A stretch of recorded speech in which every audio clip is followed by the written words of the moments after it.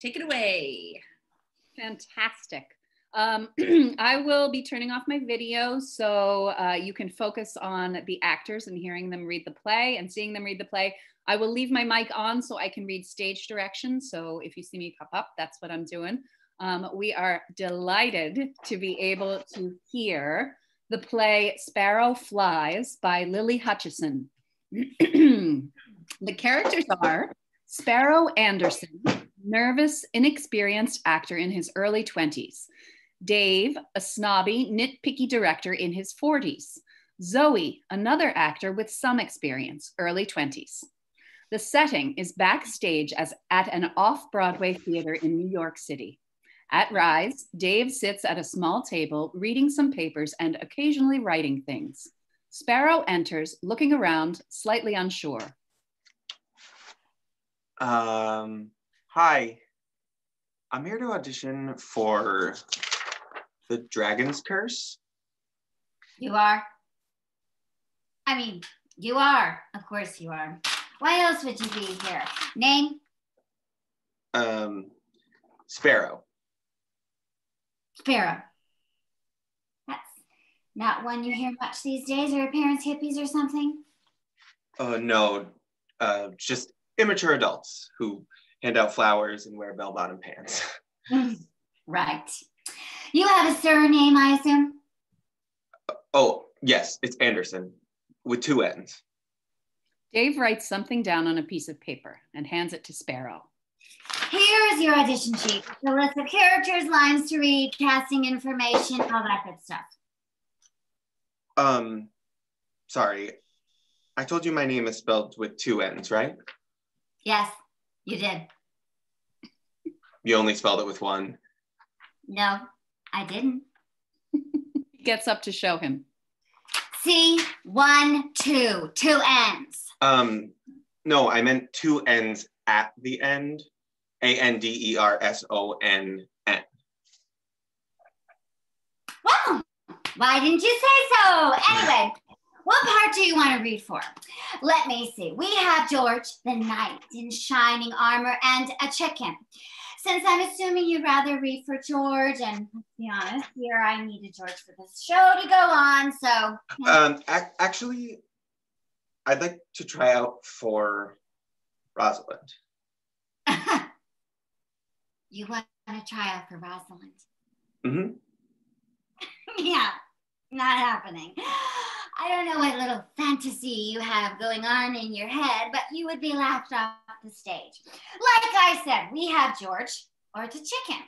So be my guest and read for the chicken if you want, but let's just say that's not really the kind of thing that's going to get your career launched. Okay, then I guess I can try out for George. Excellent. Let's have you read starting at page 59.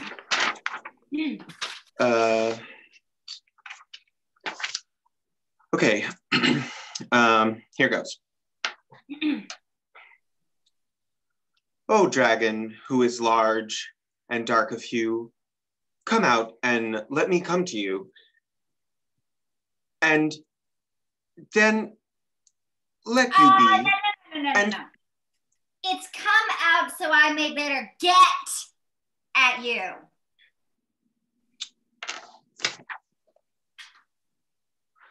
Oh. O dragon, who is large and dark of hue, come out so I may better get at you. Okay. There's room for improvement here. I wouldn't say a whole house, but we're talking kind of a big apartment. Okay, never mind. Now, can you try that line again with a little more expression? Mm-hmm.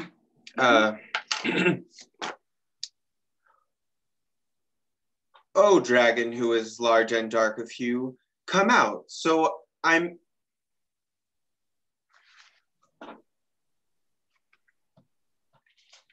Sorry. O dragon, who is large and dark of hue. Okay, that's enough.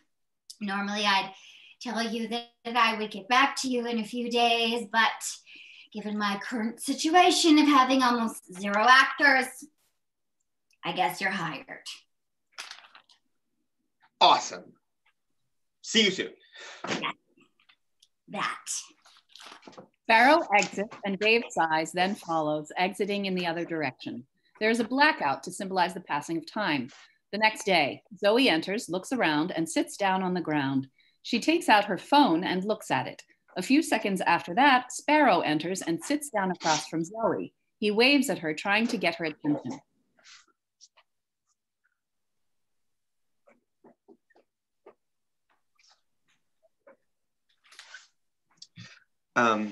Hi. Hello. Okay, all right, people. We have a lot to accomplish today, so let's get cracking. You can sit down. Sparrow and Dave sit down.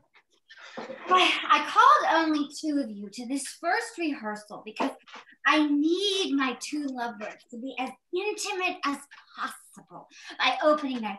And I want to get a feel of how you read together. You both should have received the scripts I sent you. So let's start on page 20. Zoe, why don't we have you go first? Start reading from the top of the page. If only someone strong with handsome face would come so I could throw a banana in his face. Oh, what was that? Improvising? I mean, come on, do you really expect me to say these lines with a straight face? This is ridiculous, and not to mention super offensive and stereotypical. Like, really? I thought we were past strong guys coming to rescue naive princesses from dragons. My play is a metaphor of modern life. Okay. Now, can we try again? Reading the lines the way they were written. Whatever. Okay then. Zoe, can you read your line again? If only someone strong with handsome face would come to save me from this awful place. Fear not, my lady, if I may call you that, for hither comes Sir George with plume and hat. Good sir, I beg you, do not put yourself in danger. Behind you is a dragon. That didn't feel right. What do you mean it didn't feel right? Well, first of all, why do all the lines rhyme, but that one doesn't? Don't question the process. What process? Oh no, the artistic process. Okay, let's try that one more time. But Zoe, try to read your lines with a little more expression. And Sparrow, try to get more into the character. Make it more authentic.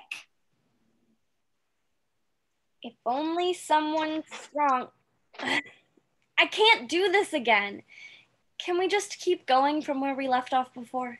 Sure, go ahead. Whatever you want.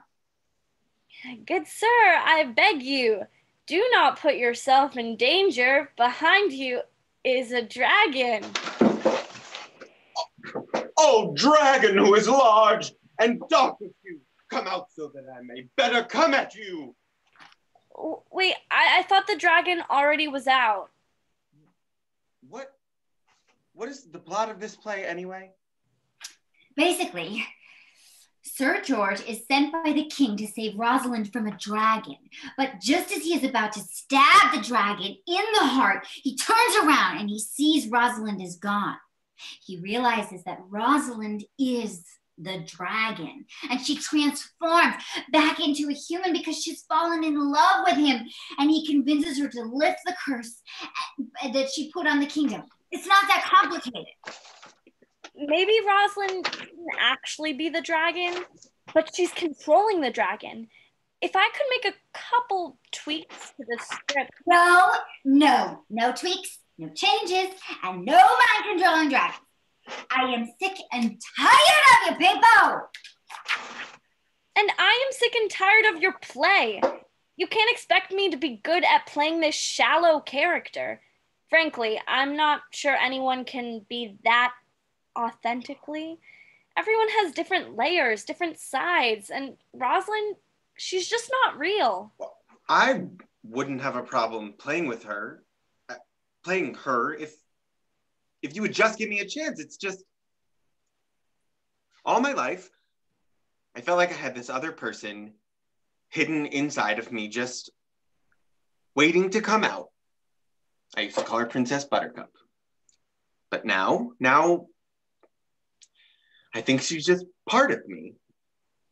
And I thought this was a play that I could give her a chance to shine. But you didn't give me that chance, and I agree with Zoe. I can't play Sir George. What? Are you serious? I know, it's stupid. No. I just... It's not. That's not what I meant. I originally wanted to audition for Sir George, but Dave wouldn't let me. What? I'm under a lot of pressure with this play, okay? I just don't want anything to go wrong. Yeah. Critics will be coming to review your play, and if you don't get a good review, it will be the end of the world. Yada, yada, yada. That's no excuse, Dave. No, that's not what I mean. I mean, it would be great to get a good review, but for most of my life, I've been struggling to get hired in the theater business. No one has ever liked my plays. No one has ever told me, Dave, that's brilliant. This could be my only chance at a career. I don't want to mess it up. I understand. Believe me, I do. But that's still not a good excuse to treat your actors like this. Please, Dave, just give us a chance. Those prejudices you've had imprinted on you are wrong. Trust me. If you would just let me try being Sir George and let Sparrow be Rosalind, I promise you won't be disappointed. I've tried to play girly characters, but I just can't connect. I can't be that princess, that silly ditz who needs to be rescued from a big, strong monster. We are making a new deal. Whoa, hold your horses. I understand that you and Sparrow are upset, but this is my play, and I'm still the director, which means I call the shots. Oh, come on! At least give us a chance. Please, Dave, let us audition for the parts we want. If we're not good enough for your standards, you can kick us to the curb. Just give us a chance. That's all we're asking, and since no one else showed up to audition, you'd be in kind of a bad situation if you fire us. Well, fine. Since we don't seem to have any other better options. Yes. Zoe, I guess you can go first since you asked so politely. Please read from page 70. Okay. What lover would not ride into fire for his bride? Those who cower at this scene I scorn. This cannot be real love that pulls at your heart. Rosalind, for you, I would scale the highest mountains of the kingdom. I would dive to the deepest of the seas. Yes, I would even run through the brightest of fires. I would do all of this and more for you. Well? That was good. Very good. You're wrong. Okay, Sarah, continue reading from there. And for you, good Sir George, I would bring the mountains to their knees. Save you from the pull of the seas. I would bring the rain down to quench each fire's thirst. This is what love has done to my powers. They're for you. Huh. Maybe this play is not as bad as I thought. I think we were just reading the wrong part. I would like to apologize. I think that Go ahead. Say it. You were wrong. We were right. oh, shut up. So we're officially cast? Yes, you're officially cast. Woohoo! Way to go, Sparrow. I don't know what to say. Thank you so much, sir. You're welcome, I guess. And Zoe, if you'd like to be my directing advisor. Really? That would be amazing. I was thinking for the fire effects, we could use one of those sparkler things that's supposed to be child safe, but still looks like real fire.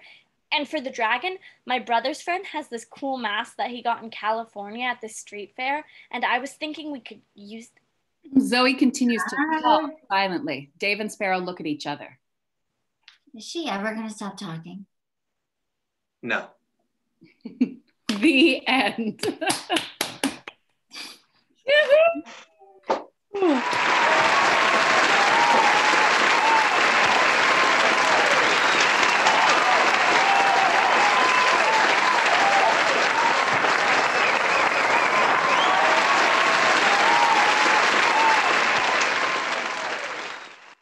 Oh my goodness, how lovely. What a lovely reading and what a lovely play.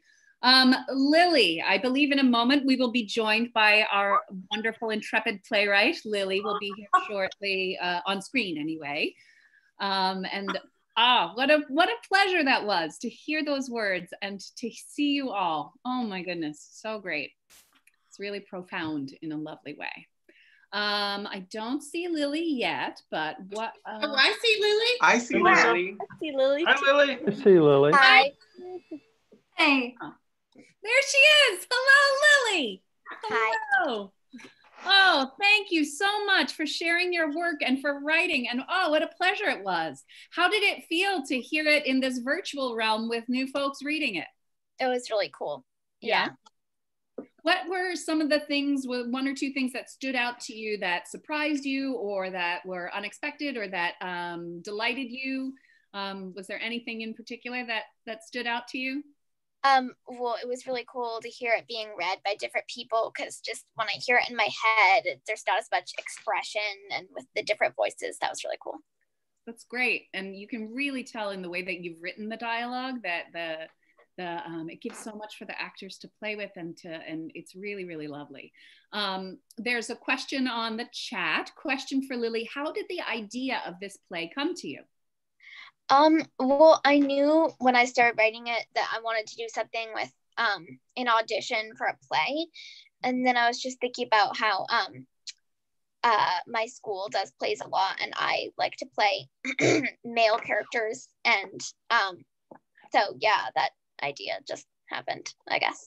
Great. It's great. And it's so, I just love the way that the story brings up so many wonderful ideas for us to think about. And it's just lovely the way the characters are expressed. They're so distinctive. Where do you go to school? I go to the Highland Hall School in Bennington. Okay, great. Wonderful. And this is great. And thank you for joining. Thank you for doing Vermont Young Playwrights as well. It's such a fantastic program. And it's great that you're participating in that way in this program. So let me see if I got the chat. Yep, we're good. So here is something that I noticed, that the way that the characters all sort of they're kind of in rotation around one another. I really like that they're all having realizations and they're advocating for themselves, especially in the case of Sparrow and Zoe. And then that also brings up an unexpected revelation from Dave, which is, it helps to deepen that character a lot. So I really like the characters a lot in your work. Thank you. Is this your first play? Well, I've kind of started writing plays before, but I've never really finished one out and I've never had one performed at all. So it was really cool. That is great. Love it. And I love that you express that, because you have been writing plays, but to go through the full experience of beginning, middle, and end and coming to a final draft of something, that is, hats off to you. That's wonderful. And it's great work. Actors, do you have any thoughts you want to bring forward for Lily to hear about your experience of portraying the characters in her work? I had a question, actually. Great. Lily, in the very beginning when Sparrow is introducing themselves. Is Sparrow a name that Sparrow has created for themselves, or is that something that really is from a set of hippie parents? I mean, I just kind of in my head thought of it as his birth name, but okay. I could see it either way, honestly. Okay. I was going back and forth on that. I like that the bringing forward Anderson with 2 N's and 3 N's actually instead of 2. It's really lovely how that piece of a detail also sort of, it's the first time that Sparrow is advocating for themselves, right? And it sets the tone for that through Sparrow's experience. Sparrow is then by the end fully has advocated and has gotten what they want. And that I'm so grateful for that little detail. As a writer, you can tell like, okay, this is someone who wants to say, this is who I am. I've got 2 M's. Well, I actually have 3, but it's sort of, it's nice. It's a nice little nugget there to start it off. I think Lily, you were going to say something about.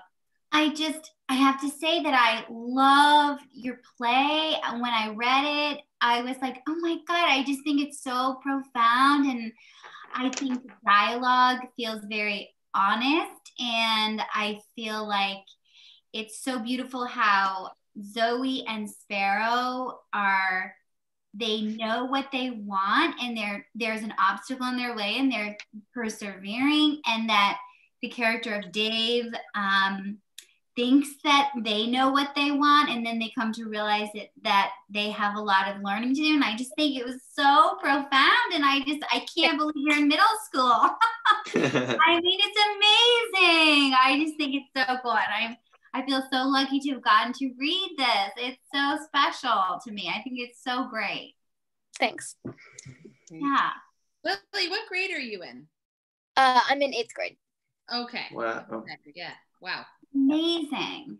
I think in particular the line when that Zoe says we weren't reading the parts that we were meant for, or that it's beautifully written, because it was stating obviously what was happening, but it also in the dialogue, the phrasing was very it was written in a way that didn't feel cloying. It felt like this is just, it brought in so much of the world and our experience of the world. And maybe we can all question what is gender, or why do we have these expectations? And it was that's a really strong point when a play can make you not only experience these specific characters, but also kind of distill an understanding about the world that you're just developing on your own, which is really lovely.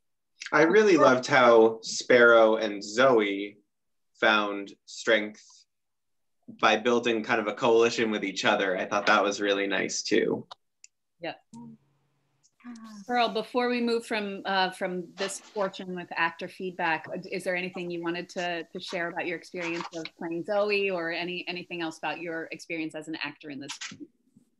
Yeah, I really liked the character of Zoe. I always really appreciate female identifying characters who don't want to fit into the norm. And I thought it was really fun to play her, because she was willing to like stand up for herself in that way, and also play a role that was not intended for her and for what the director thought she could do. So I thought it was really refreshing to play such a strong female character. So thank you for writing. Great, thanks. We have a question in the chat, and if I'm understanding the thread of the chat correctly, the question is coming from Highland Hale School. And the question is, was the play within the play based off of Shakespeare? And was the play within a play based off of Shakespeare? Have you read Shakespeare, and was that something that sparked your imagination in a way? Not originally, but I have thought about that as I went along, and I really do like some of Shakespeare's plays. So, yeah. Great. Yeah. Okay, good. And adjacent to that question is, was it complicated to have a play within a play? Did you enjoy that experience of that you were writing the play about these characters, and then you're also at the same time writing about Rosalind and Sir George, you know, and did you tell us about that process for you? Did it feel complicated? Did you like it? Yeah, it was interesting. One of the things actually that I had a hard time doing with that was keeping track of the different page numbers that they read from and making sure that they're in order and make sense. The detail, amazing. Yep, that's exactly right. And Lily, that's you. A writer is detail is sort of how you get to those larger pieces and how you build story, and that's lovely. It was very evident, but not overly beating you over the head with it. It really just shined through everything. Let's see. I want to make sure I'm capturing all the. What was it like to see a woman playing Dave? Was that cool? That's another question. Oh, that was cool. Yeah. That was really cool. It was cool to see. Great.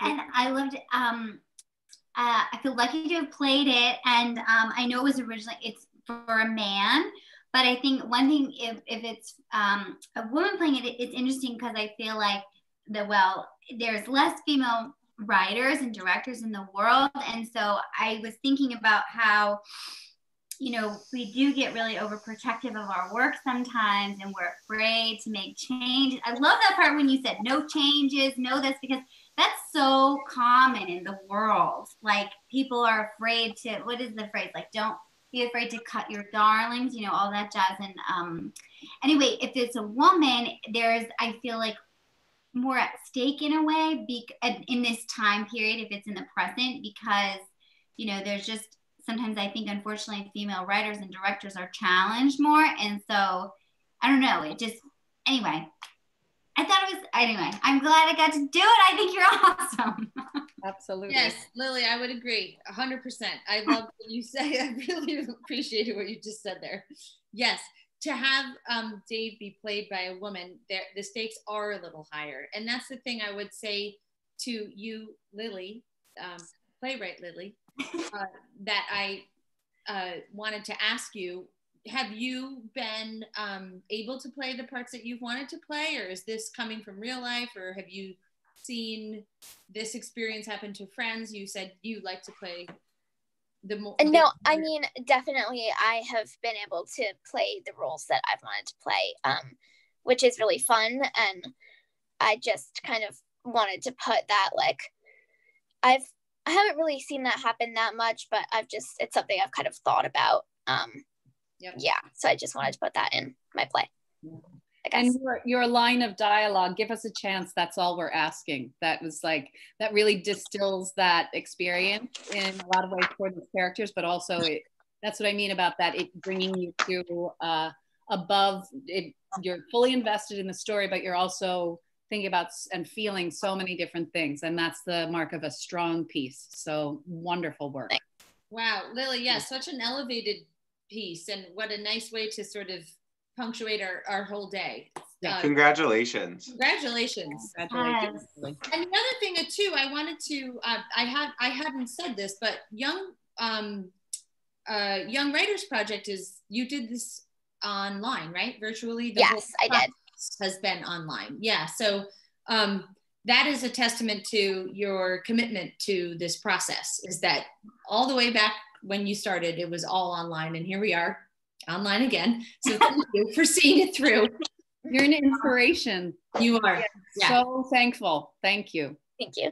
And thank you to Jeff for bringing this piece to us. Absolutely. Yes. Lily, do you have any more questions for us, your audience, or your actors, or anything else you want to bring forward before we kind of wrap on your piece? No, not that I could think of. Great. Well, thank you again, and congratulations. Thank you, Lily. Yay!